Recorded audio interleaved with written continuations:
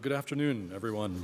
Thanks for your patience and interest. I'm Rick Salmons, Managing Director here at the Forum, and we've got a really quite interesting and dynamic group of leaders here to talk about enabling e-commerce. And in particular, part of the context for this important session is enabling e-commerce initiative, which the World Trade Organization, EWTP, and the Forum's International Trade and Investment System Initiative, which engages a wide spectrum of companies, governments, and experts, are undertaking for the next year or two to try to enable the kinds of changes in both policy and private sector practices that can make trade more inclusive through e-commerce. There is something of a debate these days about whether e-commerce is going to be a vehicle for development or whether it's primarily going to benefit large and advanced economies and companies.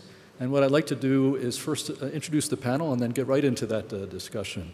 First, we're privileged to have Therese Fernandez-Ruiz, who's president and founding partner of Rags to Riches from the Philippines, someone engaged in e-commerce domestically and internationally.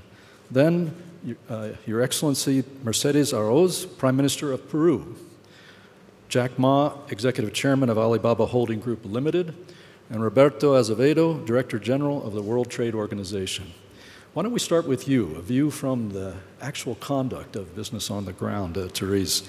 How do you tell us a little bit about your story and the extent to which you see e-commerce providing opportunity and indeed some obstacles that you think could be worked on to make this a bigger opportunity for your customers and clients? Yeah, absolutely. So we started 10 years ago in one of the biggest urban poor communities in the Philippines, where there were artisans, mostly stay-at-home mothers, who would weave rugs out of fabric. And they only earned about 20 cents US dollars a day. And anywhere in the world, that's nothing. And we thought that it was because of the middlemen. They couldn't get straight to the market, and they couldn't also get access to the supply. So we started Rags to Riches, or R2R, as a fashion and design house, empowering these community artisans to link them to the global market. So imagine from the slums in the Philippines, suddenly their products are in vogue or in the global stage. But there are so many barriers, for sure. Logistics, the usual barriers, logistics, payments. Imagine if all of these barriers are not there anymore. Because right now, we're making things work. Our artisans are having regular livelihood. But imagine the kind of impact that we could do if these barriers are not there anymore. Right. Thank you very much. Prime Minister, we have seen a Pew Global Attitude survey that suggests that 81% of Peruvians see trade as benefiting the economy. What opportunities do you think e-commerce holds for building on that in your country? Well, I think that when we started the process of trade liberalization in the country, people were like, oh no, we don't want this. But suddenly, especially says SMEs were the ones that say, no, we have a chance to start exporting to our neighboring countries at the beginning, then with the other countries, we started doing these FTAs, particularly US, then Europe and Asia, in which we're working very closely. Why? Because this is an interesting step to formalization, to the process of coming back and having opportunities to have better markets. So still we have to do a lot of work. We have to reduce the logistic cost, which are great. Still, we have a very bad index, 59% below our partners, so we have to work on that a lot. But for example, we started introducing in the postal office the service for SMEs, for small exports, a very low price, very cheap, and also with all the facilities. Also, we have in the trade agreements that we sign all the facilities for couriers, so they can come in and help our small firms. And in APEC, for example, we're moving ahead, pushing all of the trade facilitation program, because we think that trade facilitation can help SMEs. In Latin America, we have an interesting case that was promoted by IDB and Mr. Jack Ma, which is Connect America, which also helps the Latin American companies, small firms, to get together through this platform, which is promoted by IDB and Google and Jack Ma. And in that way, also, these firms can get opportunities of credit, which is important also for the trade facilitation process. Okay, thanks. Jack Ma, there's still quite a significant digital divide out there. Nearly 4 billion people not yet connected. And so that leads, whenever there's a discussion among policymakers and others about e-commerce, it leads to a question mark as to whether the expansion of e-commerce may primarily benefit the advanced countries and the countries that are less developed in this regard. What's your thinking and your experience in that regard? Yeah, my belief is e-commerce is the future, and e-commerce is going to replace a lot of traditional way of doing business. People say in the past 20 years, with poor logistic, terrible payment, terrible connection of the internet in the world, but still the e-commerce grow like this. For our platform alone in China in the past 15 years, people say, no logistics, no credit system, no financing, no this and no that. Even that, last year, our sales on our platform is more than $750 billion GMV sales. It's almost ranking number 21 countries' GDP. Only 20 years, imagine, without a perfect logistics system, without a perfect payment system, without blockchain technology, it grow like this. What if the next 20 years, when all the technology is ready, when all the government and organizations and entrepreneurs are ready, they think this is a lifestyle. This is the way young people live, and it's going to be the future. So e-commerce is not for big company. E-commerce is not for the developed countries. E-commerce is for developing countries, for young people and small business. Because in the past days, young people don't have chance to compete. Small business, they don't have a chance to compete with the big companies. And developing countries don't have chance to. Imagine that country like China can grow like this. I think Peru, a few years ago, I went there. That day, I remember I went to a square. People were demonstration. Right? I happened to be there. People hated the e-commerce. And suddenly there's a the Peru young man said, I using internet, and I sold my Peru products to New Zealand, Australia, which I never thought in my life could do it without internet. So it will be the future because young people love it. Yes. Anything young people love it, it has the future. That's my point. Okay, thanks.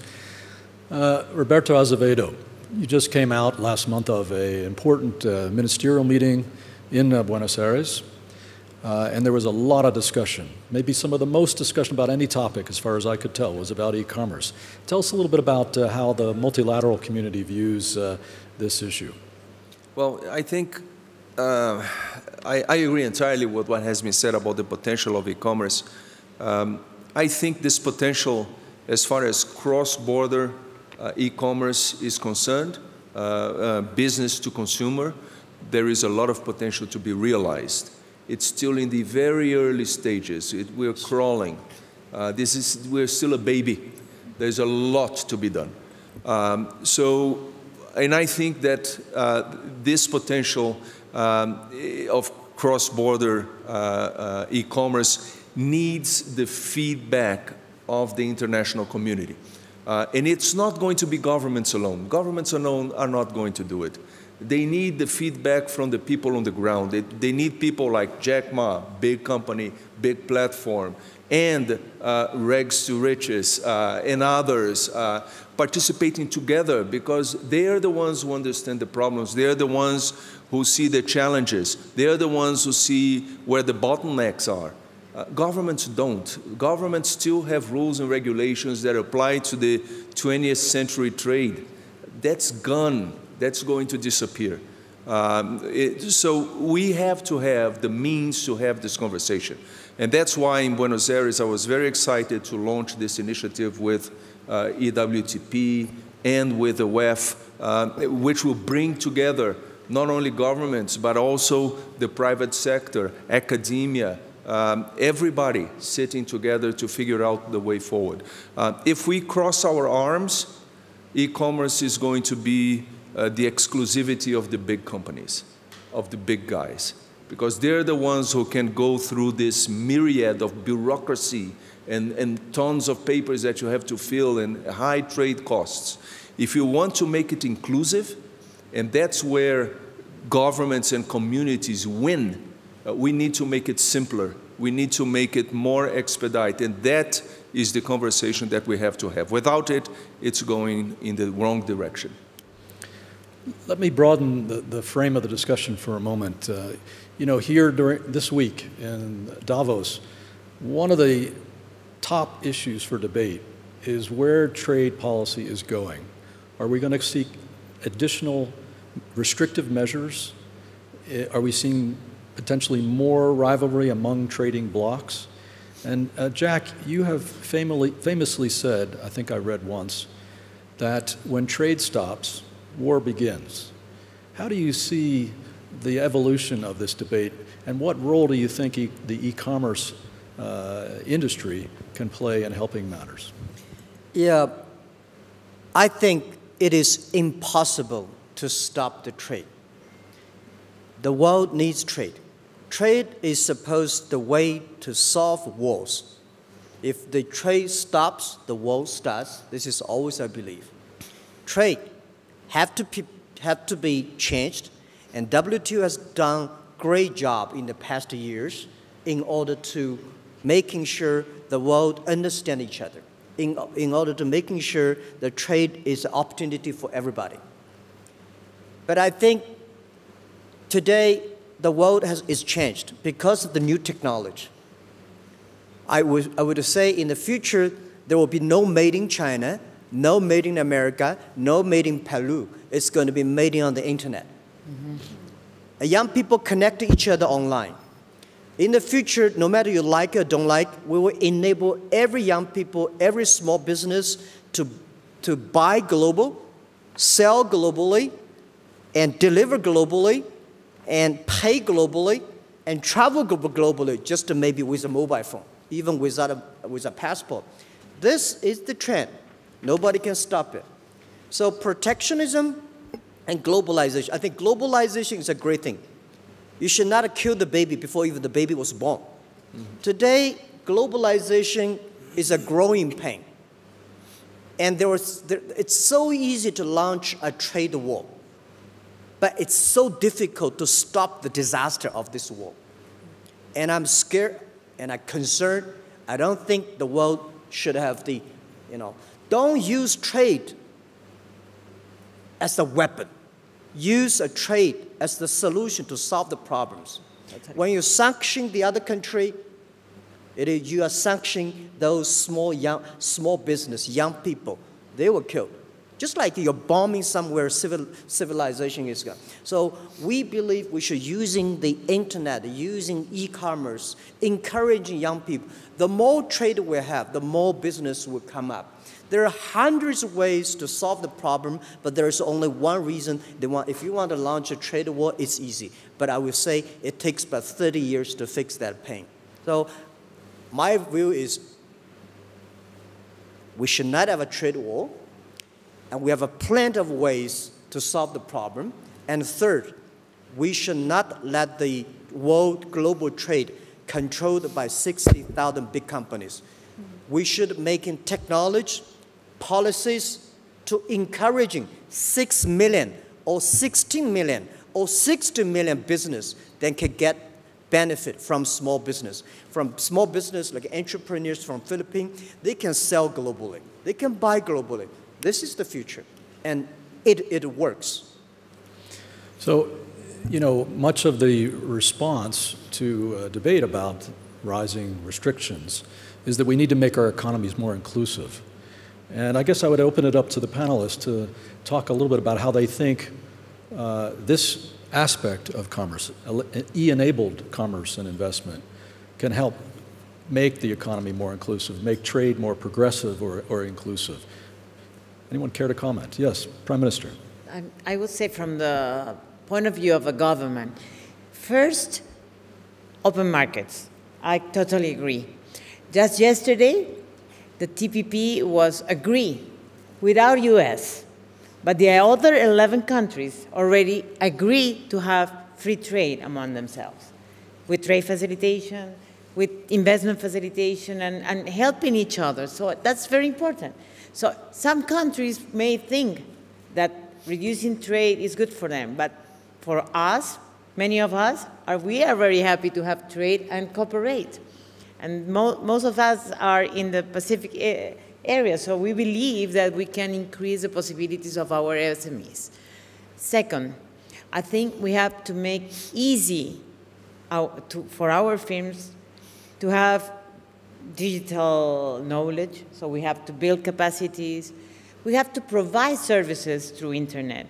So for example, in our country, we have Peru.gov, like our main instrument to connect with SMEs, so they can have easy registration, paying taxes, access to platforms of credit, facilitating the payment processes and reduce the cost. All the administrative procedures should be reduced, and then we can help them to be there.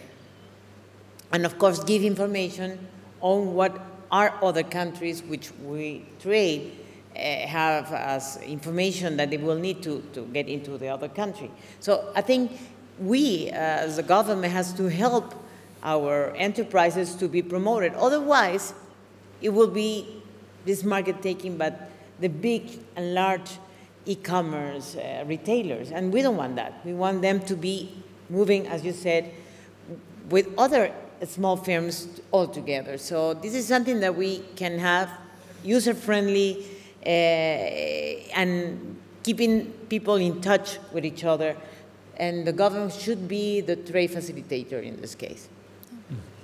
Yes. So in the perspective of a social entrepreneur, I represent hundreds, even thousands of artisans who are in poverty. And when you are marginalized and when you're vulnerable, it comes with a lot of burden. It comes with a lot of gaps. So the technology definitely is a gap, logistics, absolutely, infrastructure, internet service, definitely. But also one of the biggest things that we've realized is education. So when we were starting, just as an example, we asked our artisans to source for animal print lining for our products because we're in fashion now, so we have to think fashion forward. So they sourced animal print lining and they came back to us with Winnie the Pooh, Spider-Man, and we were very shocked, but at the same time we realized that even if we speak the same language, we don't necessarily understand each other. And now that technology is really fast, there are lots of people who could get left behind.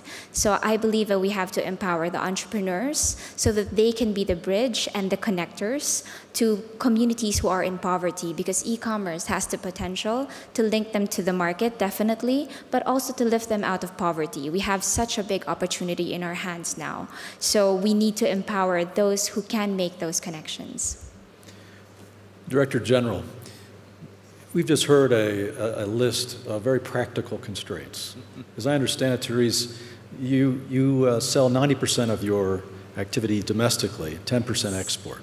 And presumably part of the reason for that ratio is that you are encountering a number of very practical constraints. We know in the multilateral framework in the WTO, we don't yet have specific obligations and rules in detail in this area. And even 20% of regional trade agreements don't have a full-fledged set of cooperative frameworks and rules in this area. Can you reflect a little bit about how you see our initiative as an opportunity to move the ball forward while the formal negotiating process kind of catches up to what's happening on the ground in the market? Yeah, I have to say this conversation is already happening in the WTO to some extent. One big element of this conversation is the digital divide. We know that about 4 billion people still don't have access to the internet. Small developing countries don't have the infrastructure. They don't have sometimes even electricity.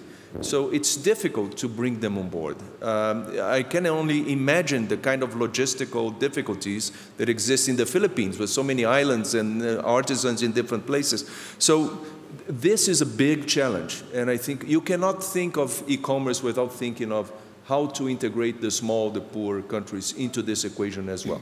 So it's not something that you do only domestically, you have to think it globally.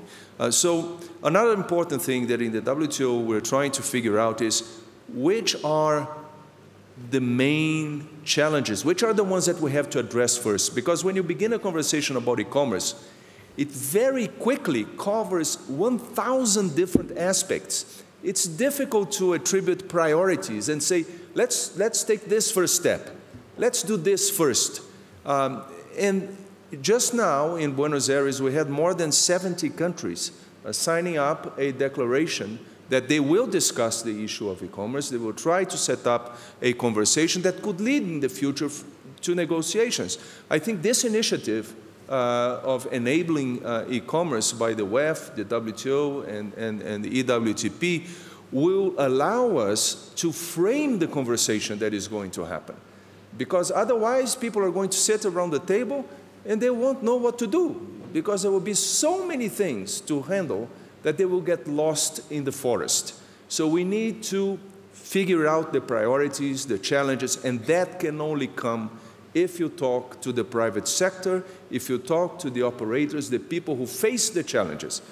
Otherwise, we're going to be lost. And that's what I hope this initiative will deliver. Jack, you know, you have a rapidly mushrooming business. And indeed, by 2020, it's been estimated that e-commerce worldwide will be $1 trillion or more in value.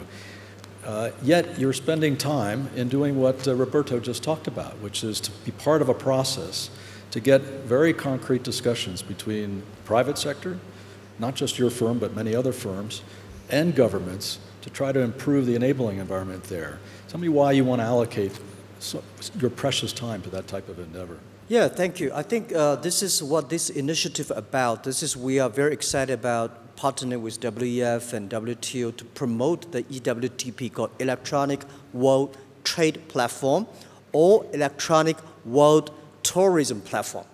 We think tourism, because of the cross-border trip, tourism is going to bring a lot of business opportunity for small business. But let me think this. It's very important for private sectors and public sectors to have a dialogue to discuss. I respect Azevedo's idea, very positive thinking. Today, a lot of regulators worry too much. Oh my God, you got a security, you don't have enough this, enough that, you know, you worry this, worry that. When you worry, it comes. You don't worry, it comes, right? You like it, it comes. If you don't like it, it comes.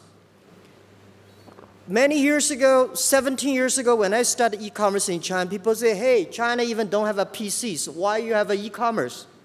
Well, then nobody expect China suddenly become a country with so many mobile phones. Mm-hmm. Which is easier, to build the roads or build a mobile system? Build mobile system is much easier than build up the roads and infrastructures. I remember 1994, in the winter night in Beijing, a group of experts of IT and internet experts, I was confused. 1994, there is internet experts, gathered together, think about how to regulate internet. I was in that meeting. And then after like 2 hours debating, they have a lot of worries. So 20 years passed. All the things those people worried never come up. All the things they don't worry about all come up. Let me tell you one thing. The e-commerce is changing the way we do business. As I said, the traditional business is B2C. In the future is C2B, consumer to business. Most of the things are tailor-made. In the past, all the traditional cross-border business is go through containers. In the future, most of the business will go through packages. So the rules and laws will have a huge change. Today, from China to Russia. Even through, there's 1 million package from China to Russia. And without even consider how many packages from Russia to China. But even 1 million packages from China to Russia per day, think about it. 5 years ago, we launched a campaign. Only 80,000 packages from China to Russia. The whole Russian post office system crashed. Today, 1 million, no problem. Government is learning. People are learning. Entrepreneurs are learning. When there is a demand, there is a way. So I think government should not think about how to regulate. The way government think about regulate is the way they think about 30 years ago. Mm-hmm. When I talk a lot of government officers, the first thing they think about is, how can I regulate? I hope next 30 years, the first thing they think about, how can I help?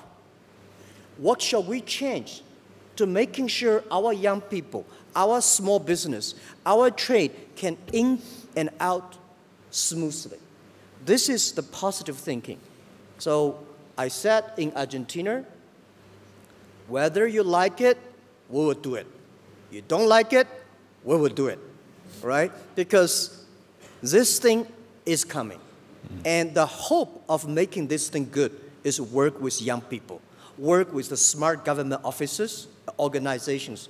Let's push, let's talk. Anything comes up, don't worry, there is a way. If you are not smart, there are smart people there. This is my belief. So that's the spirit, bottled in one piece of what this initiative is about. It's, there are a series of practical obstacles, as you just described, e-payments, e-signatures, consumer protection, customs, logistics, and whatnot. These are not solely the province of regulation, I think is your point. And so the process that you've just articulated so well is a very practical solutioning one. And I'm happy to say, Prime Minister, that there are early discussions between the initiative and the Pacific Alliance and the Inter-American Development Bank of potentially supporting such a very practical process in the region. And I just want to signal appreciation and give you an opportunity to talk about how you see the Pacific Alliance moving forward in this regard. I think the Pacific Alliance, which is growing now because we are not only 4 right now, we're going to be 8 very soon, because Canada, Australia, Singapore, and New Zealand probably will be joining the Pacific Alliance, is another way to address the issue with cooperation and learning across each other, because it's very interesting the processes each country can bring given their own experiences. So this is an interesting way to address the issue. As you mentioned, young people are the ones who are creating the new things. I can remember my daughter's thesis for her graduation as a business professional was trading art through internet, and she prepared a special application where you can trade art for young people, which is so hard to get in the galleries, and they are so expensive, So these young people are creating things, and I'm sure young people across all these countries can create this development, because these young people, are the millennials, are the ones who are pushing ahead our trade. In just a couple of years, Peru growth in terms of e-commerce grew like almost 200%. In a couple of years. And we think this process will be steadily growing 30% each year as a minimum. So it's because these young people are moving in that direction. We are improving broadband, and we have to work all together in creating these spaces of growth among ourselves. Thank you. We've reached the end of our time. Will you join me in thanking with appreciation the great panelists we've had here today?